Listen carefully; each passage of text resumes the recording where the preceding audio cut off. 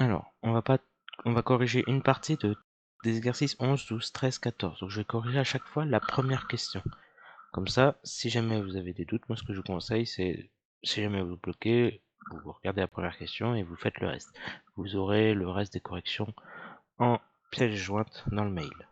Donc, première question, on va regarder si les vecteurs sont collinéaires. Donc on applique la formule, tout bêtement. Donc le déterminant de UV, donc 5 fois 14, moins 2 fois 35. 5 fois 14, donc 5 fois 10, 50. 5 fois 4, 20, donc on obtient 70. 35 fois 2, 70. Donc on obtient 0. Vu qu'on obtient 0, on peut conclure que U et V sont collinéaires.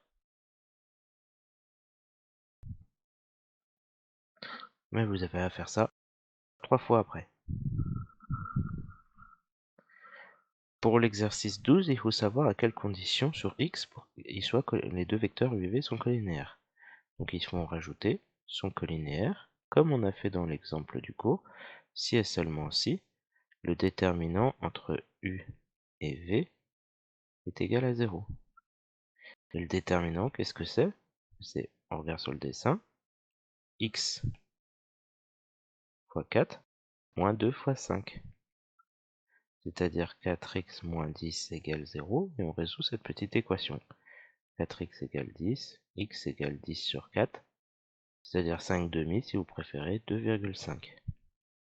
Donc il faut que x soit égal à 2,5 pour que les deux vecteurs u et v soient collinéaires. Et donc vous avez trois petites équations. La dernière, il faudra faire un peu attention, on aura du x carré, donc potentiellement deux solutions, ou aucune, ou une seule. Exercice 13, bon là il n'y a qu'une question, on veut savoir s'ils sont collinéaires ces deux vecteurs. Donc on applique un déterminant. Ça va fonctionner à peu près pareil. 1 moins racine de 2 que celui du cours, l'exemple 2, de la page 4, moins 1 fois moins 1. Donc là, on retrouve au début une identité remarquable, on se souvient, donc a moins b facteur de a plus b. Donc la formule me dit que c'est a carré moins b carré. A carré, donc 1 au carré, moins racine de 2 au carré, moins 1 fois moins 1, donc 1 fois moins 1 ça fait moins 1, avec le moins devant plus 1. Très bien, ça me donne 1, moins 2 plus 1, on obtient 0, donc c'est bon. Donc U et V sont collinéaires. Il n'y a pas de problème. Et ensuite, exercice 14, il faut faire la même chose avec les vecteurs AB et AC. Donc là, il faut prendre son temps et calculer les coordonnées des vecteurs AB et AC. Ça devrait être redondant normalement, et c'est normal. Donc AB, XB moins XA, donc moins 13, moins 12. AC, YB moins YA, donc 10, moins 15. On calcule ça.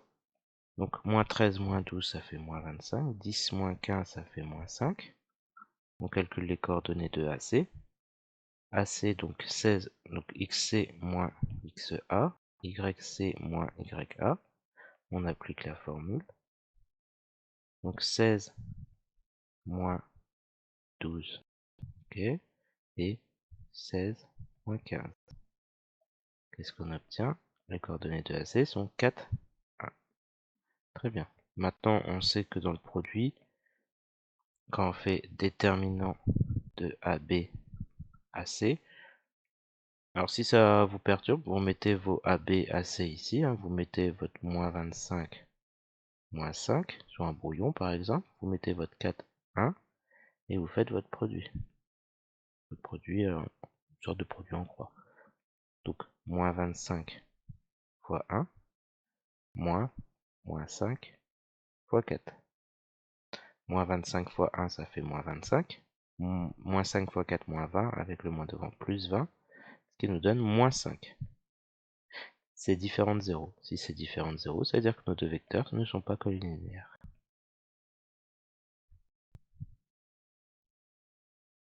Et voilà. Donc si vraiment vous bloquez, vous avez eu du mal, j'espère que cette vidéo qui reprend chaque première question vous aidera.